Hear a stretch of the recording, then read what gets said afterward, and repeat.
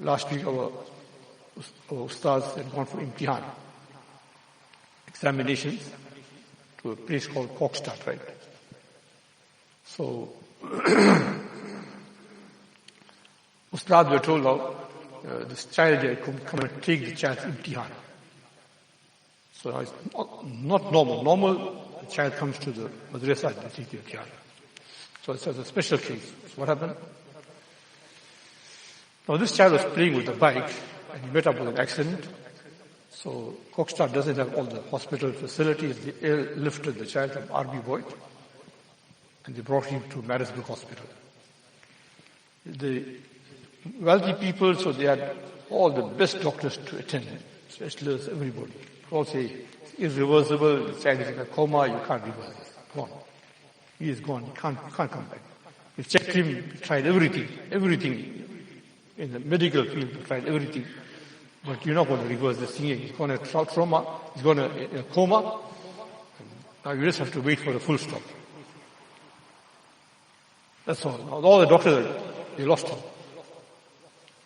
In the meanwhile, the parents of this child, both of them are making dua to Allah Ta'ala. But the wordings of this parent, that was something that really touched me. So Allah Ta'ala, you could restore the sleepers in the cave after 300 years. What restricts you? See that? What stops you, Allah Ta'ala? And then he went on, so Allah Ta'ala, we have changed. You know, you favored us, but we didn't do the right thing, we changed, according to wrong. But Allah, you don't change. You never change. That compassion in you never changes. Your mercy doesn't change. Your forgiveness doesn't change. You don't change. You are as you were, and you will be like that. So, conditions don't influence you. You are beyond conditions. You don't change. They kept on making dua for their child. Right? And you can understand, if it's only one boy, and how they cry, right? Making dua. Child is in a total coma. They're putting pipes here, pipes everywhere for the air, food, etc. Whatever. No response. After 3 weeks, the child gets up. Hey, what's all these pipes? Can you, here, think of it. The oxygen thing, you put a plaster or something afterwards. The father asked him, what happened exactly? Tell us what happened.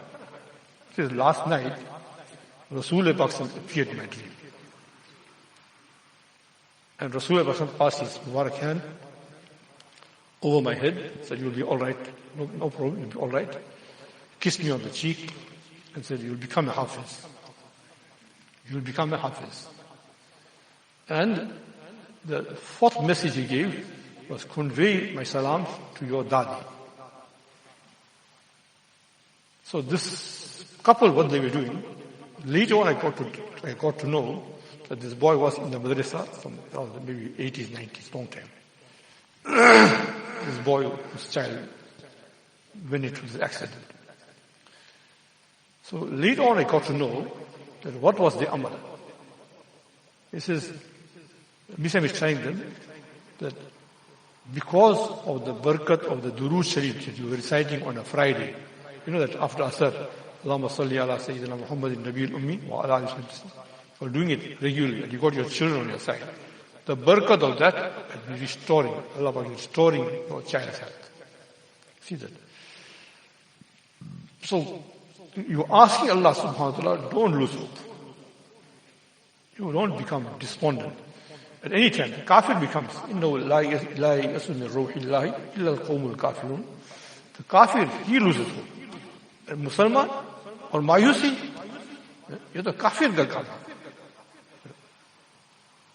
So that's a kafir to lose hope in Allah Ta'ala, to become despondent, is not a Muslim's work. Right?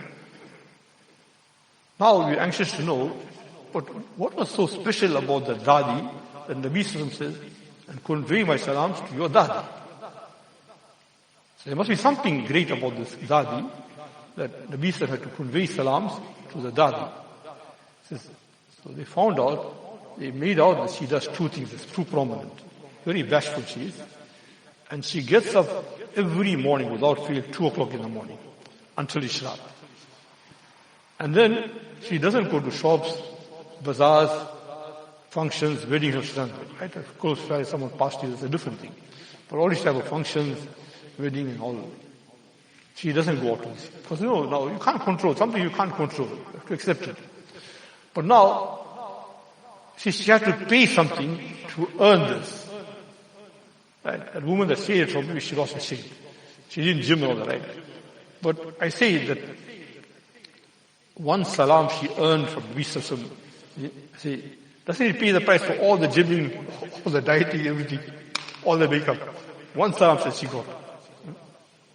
And then for the perhaps the mother's sacrifice also, the daddy's sacrifice, Allah Ta'ala restored the health of this child, where the doctors wrote him off, no hope. But this woman was crying and crying, trying and crying. She didn't give up. When she didn't give up, Allah showed it to her. So, Khuda ke yahan kabhi der hoti hai. There may be a little bit of a delay for things to be answered. But der nahi hoti. It's not that Allah has forgotten. Don't ever think that Allah has forgotten.